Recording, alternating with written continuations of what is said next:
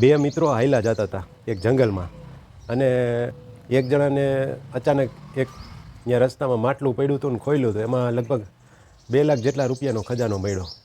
અને બીજો મિત્ર હતો એ થોડોક વધારે આગળ ગયો ને તો એને વળી એક બીજી મોટું પેટી જેવું મળ્યું હતું, એ ખોલ્યું તો એમાં તો લગભગ 1 કરોડ જેટલા રૂપિયાનો ખજાનો મળ્યો.